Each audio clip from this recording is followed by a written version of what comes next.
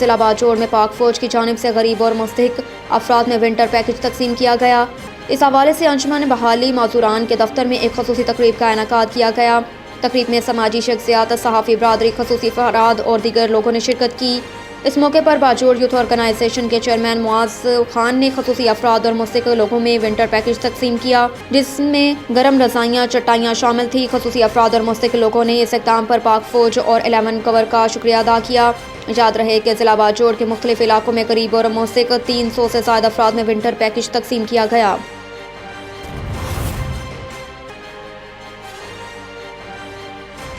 RPO captain retired Sajjad حسن خان کی زیر صدارت ریجنل پولیس آفس میں میٹنگ کا انعقاد۔ ڈیرہ غازی خان میں مظفر گڑھ، کوٹ عدولیا اور راجن پور کے ضلعی سربراہان کی شرکت۔ ریجن بھر میں سیکیورٹی اقدامات، امن و امان اور کرائم کی مجموعی صورتحال کا تفصیلی جائزہ۔ ریجنل میٹنگ میں RPO ڈیرہ غازی خان سجاد حسن خان نے حساس مقامات، غیر ملکی شہریوں، مذہبی عبادت گاہوں پر سخت سیکیورٹی اقدامات کا حکم دیا۔ RPO کا تمام پینڈنگ درخواستوں پر فوری اندراج مقدمے کے احکامات جاری۔ ڈکیتی چوری میں ملوث مجرمان، گینگز اور منشیات فروشوں کی فہرستیں طلب کر لی۔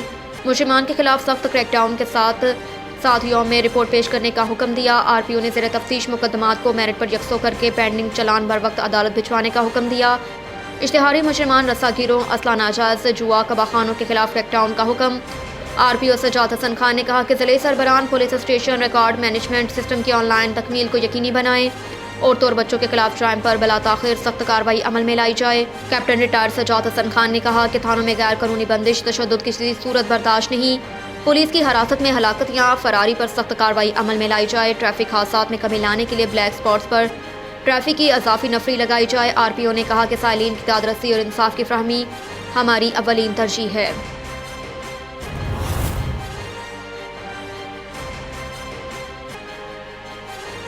بلوچستان زمیندار ایکشن کمیٹی کے صوبائی deputy general secretary Haji Noor Ahmed Baloch نے کہا کہ سیلاب سے متاثرہ زمینداروں، کسانوں کے ہزاروں زرعی بندات اور زرعی اراضیات کو شدید نقصانات پہنچا ہے، جس سے سینکڑوں زمینداروں کو کروڑوں روپے کا نقصان ہوا۔ ضلع انتظامیہ اور محکمہ زراعت کی جانب سے زمینداروں، کسانوں کے نقصانات کا باقاعدہ سروے ہو چکا، مگر اس کے باوجود کئی مہینے گزرنے کے بعد بھی حکومت کی جانب سے زمینداروں کے ساتھ کوئی تعاون نہیں کیا گیا، جس سے زمینداروں میں مایوسی پھیل گئی۔ متعدد زمیندار نان شبینہ کا محتاج ہو کر رہ گئے۔ بلوچستان حکومت زمینداروں کے نقصانات کا ازالہ کر کے زمینداروں کے نقصانات کے لیے فوری امداد فراہم کریں تاکہ زمیندار واپس اپنے پاؤں پر کھڑے ہو سکیں اور دوبارہ کاشتکاری شروع کر سکیں۔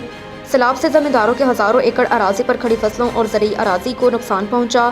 زمینداروں کی مالی مشکلات میں اضافہ اور کاروبار زندگی شدید متاثر ہوا۔ سینکڑوں زمیندار صوبائی وفاقی حکومت کی امداد کے منتظر، مگر بدقسمتی سے حکومت کی جانب سے مالی امداد نہ ہونے کی وجہ سے اراضیات پر زمیندار کاشتکاری سے محروم ہیں۔ فصلوں کے کاشت کا سیزن بھی گزر رہا ہے۔ اگر زمینداروں کی امداد نہ کی گئی تو ملکی زرعی پیداوار میں کمی آئے گی اور مہنگائی میں مزید اضافہ ہوگا۔ حکومت اس سلسلے میں ٹھوس اقدامات کے ذریعے زمینداروں کی امداد کو یقینی بنائے تاکہ زمیندار ملکی پیداوار میں اضافہ کرنے کے قابل بن سکیں۔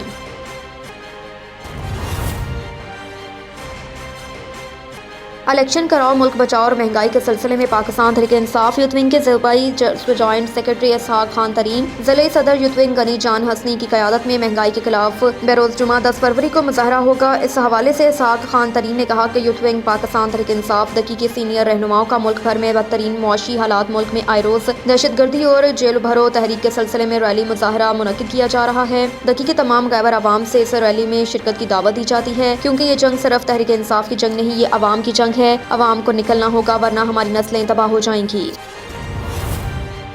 اور ادھر 10 لوگوں کا پیٹ بھرنے کی ذمہ داری ہے مگر وہ آٹا نہیں مل رہا، جس کے لیے روزانہ مزدوری چھوڑتا ہوں۔ اڈا اختر نگر بینک 87A سے رپورٹ راشد علی بھٹی کی رپورٹ کے مطابق گزشتہ چند روز سے آٹے کی سرکاری نرخوں پر عدم دستیابی کی خبریں ملک کے مختلف حصوں سے موصول ہو رہی ہیں، اور اگر اختر نگر 87 بینک کی بات کی جائے تو وہاں گزشتہ 2 ہفتے سے آٹے کے بحران میں شدت کے باعث 650 روپے میں آٹے کے تھیلے کی قیمت 750 روپے رکھی ہے۔